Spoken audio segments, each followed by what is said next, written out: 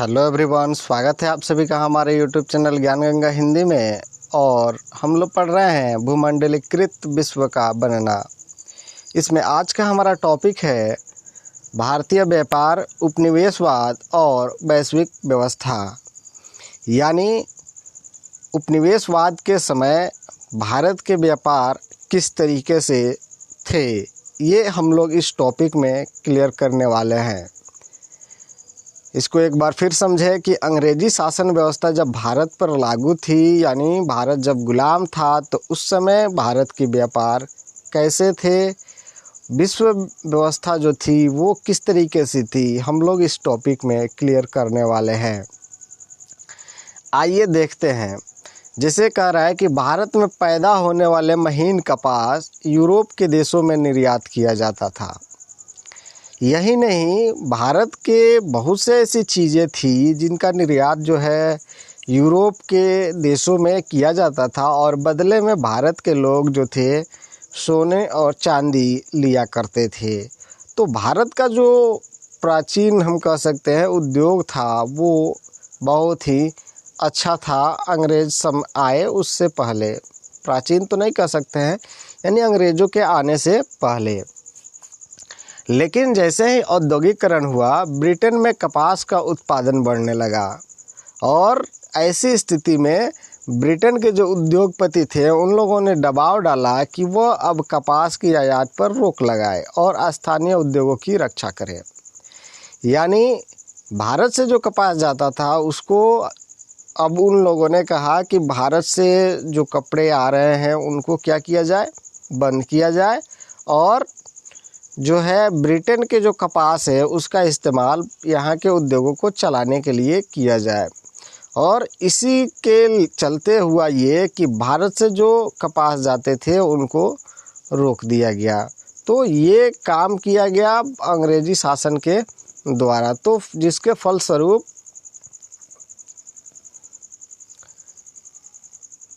Britain में आयातित कपड़ों पर शुल्क थोप दिए गए। वहाँ भारतीय महीन कपड़ों का आयात कम होने लगा, और इससे हुआ ये कि जो भारत से कपड़े जाते थे उन पर अंग्रेजी सरकार ने क्या किए, शुल्क लगा दिए। और शुल्क लगाने का परिणाम ये हुआ कि अब भारत के जो कपड़े थे वो ब्रिटेन में जाना कम हो गए। 19वीं शताब्दी की शुरुआत में ब्रिटेन कपड़ा उत्पादक दूसरे देशों में अपने कपड़े के लिए नए बाज़ार ढूंढने लगे थे। यानी ब्रिटेन में जो कपड़े अब उत्पादित हो रहे थे, ज़्यादा हो रहे थे, और ऐसी स्थिति में अब वे लोग जो है बाज़ार ढूंढ रहे थे कि हम एक ऐसी बाज़ार मिल जाए जहां हम जो है अपने सामानों को क्या करें, बेच सके। क्योंकि औद्योगिकरण की वजह से बड़े पैमाने पर जो है वस्त्रों का उत्पादन शुरू हो गया था, और इस वजह से अंग्रेज़ों को जो थी बाज़ार की ज़रूरत थी। तो इस वजह से उन्होंने क्या किया कि नए बाज़ार ढूंढने जारी रखे। अब सीमा शुल्क की व्यवस्था के कारण ब्रिटिश बाज़ारों से बेदखल हो जाने के बाद भारतीय कपड़ा जो था दूसरे बाज़ारों में प्रतिस्पर्धा का सामना करना पड़ा। यानी भारत जो पहले ब्रिटेन में सूती वस्त्र कपड़े भेजता था, वहाँ तो वो ख़त्म हो गया, यानी जो टैक्स लग गया, इस वजह से भारत के कपड़े जो थे वो वहाँ जाना बंद हो गए। तो इस वजह से भारत जो था उनको अन्य अंतर्राष्ट्रीय बाज़ारों में भी प्रतिस्पर्धा का सामना करना पड़ा। किनका? अंग्रेजी कपड़ों का। क्यों करना पड़ा, आइए अब इसको देखते हैं। यदि भारतीय निर्यात में आंकड़ों का अध्ययन करते हैं तो ये पता चलता है कि सूती वस्त्रों में लगातार गिरावट आई। सन 1800 के आसपास सूती वस्त्रों का जो प्रतिशत था वो 30 था, जो घट करके 15 हो गया, और 1870 तक तो यह 3% रह गया। यानी औद्योगिकरण होने की वजह से भारत के जो सूती वस्त्र उद्योग थे उनको बहुत ज़्यादा नुकसान हुआ, और ये हमें यहाँ आंकड़ों से देख सकते हैं। तो एक तरफ जो औद्योगिकरण हुआ उससे सूती वस्त्र जो उत्पादन हो रहा था वो बहुत ज़्यादा नीचे चला गया। वहीं दूसरी ओर अगर हम बात करें तो जो कच्चे माल जा रहे थे वो बढ़ गए। यानी कच्चे माल का प्रतिशत जो पहले था वो क्या हुआ, बढ़ गया, और बढ़ करके उसके आंकड़े जो थे वो ज़्यादा हो गए। तो ये बहुत ही ज़्यादा चौंकाने वाली बात थी कि एक तरफ जो कपड़े थे वो जाने बंद हो गए और दूसरी तरफ जो है जो उस कपड़ों को बनाने के लिए कपास उत्पादित होते थे वो बहुत ज़्यादा जाने लगे। जैसे यहाँ दे रहा है कि 1812 से और 71 के बीच जो प्रतिशत था वो 5% से बढ़कर 35% हो गया। यानी 1812 में जो सूती वस्त्र के लिए जो कपास जाता था वो 5% था और ये बढ़ कर के क्या हुआ कि 35% हो गया।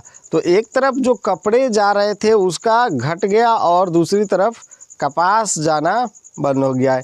यानी कहने का मतलब ये कि अंग्रेजी उद्योग धंधे जो थे वो बहुत ज़्यादा तेज़ी से फल फूल रहे थे और वो हम कह सकते हैं कि कच्चे माल लेकर के जो है वस्त्र बना करके बाकी जो देश थे उनमें बेच रहे थे। इसी तरीके से रंगाई के लिए इस्तेमाल होने वाले नील भी कई दशकों से बड़े पैमाने पर निर्यात होता रहा।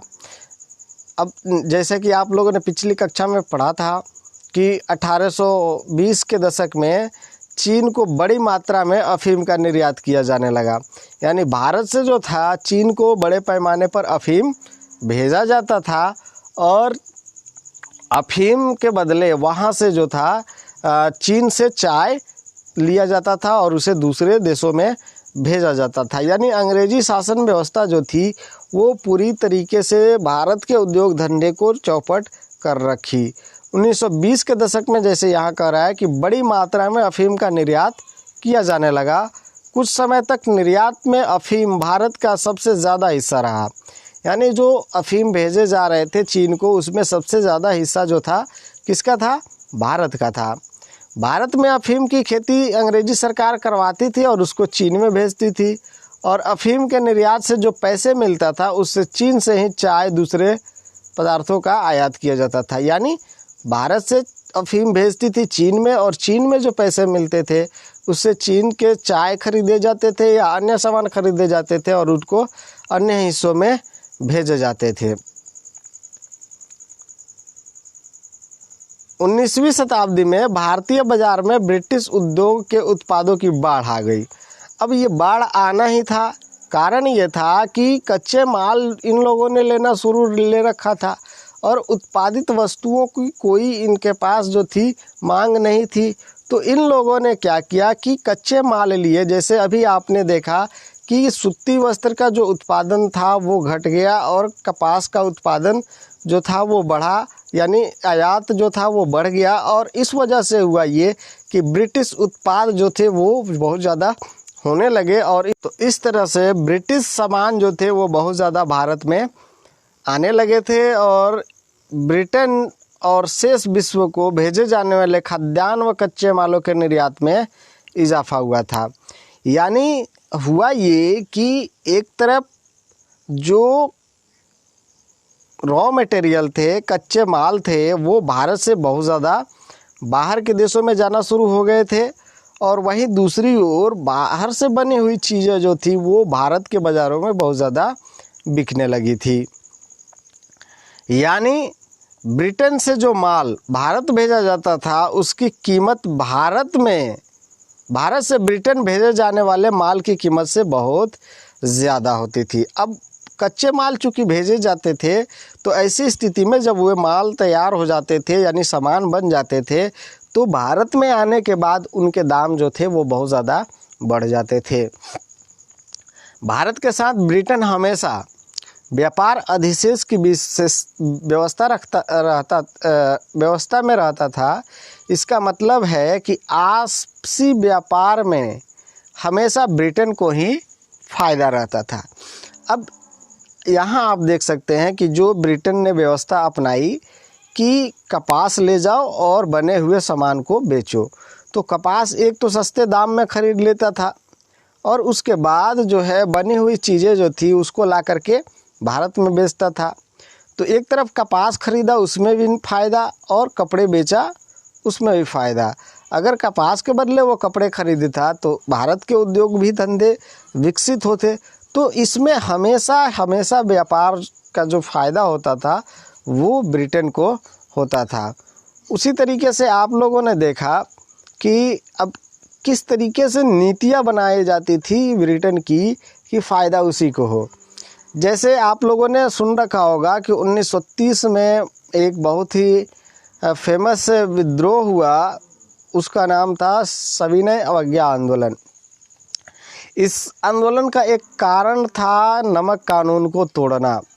अब ये कानून क्यों आखिर बनाया अंग्रेज़ों ने, इसके पीछे रीज़न अगर हम ढूंढते हैं तो हमको प्राप्त होता है कि अंग्रेजी सामान जो थे वो भारत से तो बड़ी पैमाने पर जाते थे, लेकिन वो ब्रिटेन से सामान जो थे वो बहुत कम आते थे। और ऐसी स्थिति में जो जहाज़ें हुआ करती थी, आपको मालूम है इतनी ज़्यादा विकसित नहीं थी उस समय में, तो जहाज़ जो थी वो कभी कभी तूफ़ानों में आ जाती थी और पलट जाती थी। तो ऐसी स्थिति में अंग्रेजी हुकूमत ने क्या किया कि जहाज़ को न पलटे, इसलिए इन लोगों ने क्या किया कि जो खाली जहाज़ हुआ करती थी उन पर ये नमक लाद लेते थे, क्योंकि वज़न हो जाने के बाद जहाज़ नहीं पलटती थी, और उसको लाते थे। इधर से सामान ले जाते थे और उधर से नमक लेकर के आ जाते थे। और इस तरीके से हुआ ये कि जो बंदरगाह थे उस पर नमक का ढेर लगना शुरू हो गया। तो अब ये नमक का ढेर ख़त्म हो कैसे? तो इसके लिए क्या किया इन लोगों ने, नमक कानून लगा दिया कि अब भारत के लोग जो है अपने घरों में नमक नहीं बना सकते हैं, यानी उनको नमक ख़रीदना होगा, और उस पर टैक्स लगा दिया ब्रिटेन ने। तो इस तरीके से आप देख सकते हैं कि ये जो व्यवस्था की गई उसमें ब्रिटेन का ही फ़ायदा हो ये रखा गया। अब इन फ़ायदों के सहारे ब्रिटेन जो था दूसरे देशों के साथ होने वाले व्यापारिक घाटे की भरपाई कर लेता था। यानी किसी देश में अगर नुकसान हो गया तो चलो इस देश से नहीं उस देश से ही चुका लेते हैं।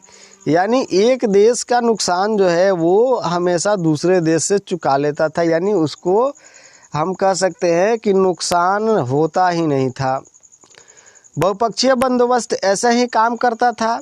इसमें एक देश के मुकाबले दूसरे देश में होने वाले घाटे की भरपाई तीसरे देश के साथ व्यापार में मुनाफा कमाकर की जाती थी। यानी एक देश में अगर नुकसान हुआ तो दूसरे देश से व्यापार की जाती थी और उससे उसका नुकसान जो है चुका लिया जाता था।